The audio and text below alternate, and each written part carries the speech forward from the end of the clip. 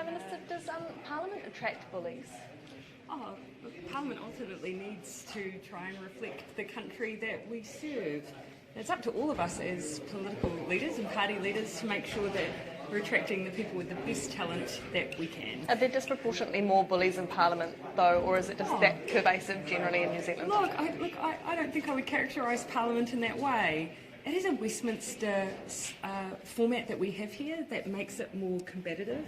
I think that there are things that we can do, though, to demonstrate to the public that we actually can work together on those issues that call for that. Do you think that on the issue of Hutt South, there have been numerous accusations of fraud. Do you think there should be an independent inquiry into that? Are you referring to the issue of the electoral office? Look, that has been well traversed.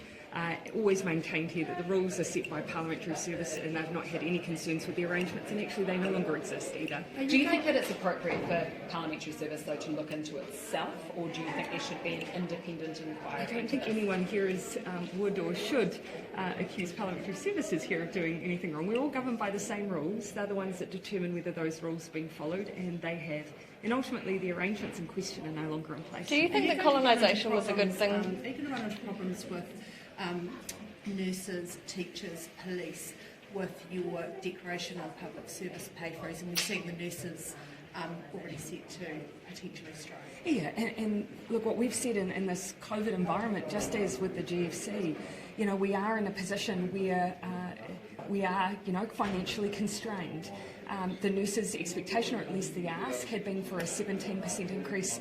We're just not in the position to be able to deliver that. But what we are offering makes a real effort to lift those on the lowest pay bands. But we've got the Trans-Tasman bubble operation. Does that just make the call on those workers even greater from Australia, who is needing that workforce as well? Oh, and look, again, this is why we want to make sure that we continue to lift those pay bands. We're at those starting rates, that we do consider them to be low. That's where they're, over 10% on some of those bands, between 10 and 4%. So we are working to increase those bottom bands, but 17% across the board, unfortunately, we're just not in a position to deliver. But just more generally, in terms of the staffing, Australia is needing them. Does it make it easier for people now to go overseas if they're not happy with the situation here? Well, obviously, even 18 months ago, we've always had that contestability in our system, but that for me is an argument to try and ensure that at the bottom bands, those starting out rates, that we continue to lift them. But given there's a global pandemic, shouldn't we be doing everything? Refugees from Australia. Can you give an update on the deal that may be struck with Australia to take 150 refugees from? Nothing particularly to update, except for the fact that that's something that officials have continued to stay in talks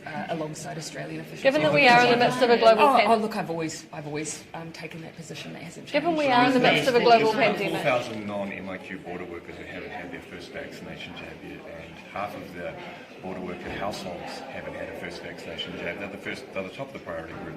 What's going on there?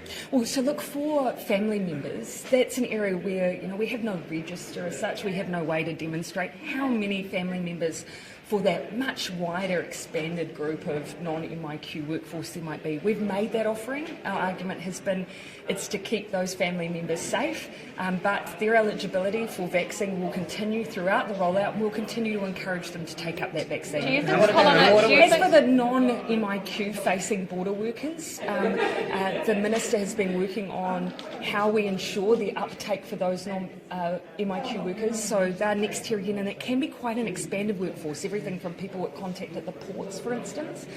It's not quite as straightforward, orders around that relative to MIQ workers, but that's something the Minister's been working on. Prime Minister, do you think that colonisation was a good thing for Māori? That's a question for Māori. What do you make of Paul Goldsmith's? Sorry, just to follow up. What do you make of Paul Goldsmith's comments? What do you make of Paul Goldsmith's comments that, on balance, colonisation was a good thing for Māori? Look, that's not an argument you'll hear me making. How much of a tangible change can Kiwis expect as a result of tomorrow's climate change final advice from the Commission? We know that we have a big challenge in front of us, and you saw from the draft from the Climate Commission that we are going to have to make a number of big changes to the way that we live our lives over the coming decades. Our job as government is to smooth that as much as we can so that we don't see, a dramatic hit to the pockets of households or to New Zealand's economy. And I think ultimately we'll find the more planning and the earlier we start, the less jarring it will be for everyone. Fiji I better get has inside. had can I just get an update on Fiji, because they've had such a staggering number of cases with COVID. Are we looking to increase our support to Fiji given our relationship? I spoke to the Prime Minister of Fiji only a few weeks ago and made the offer again for New Zealand to support in any way we can. They know that we're here to offer any support they may need. Primarily at the moment that ask has been through vaccines, which we've been working with Australia to ensure that we're providing as much as we can. Thanks. Thanks, Aaron.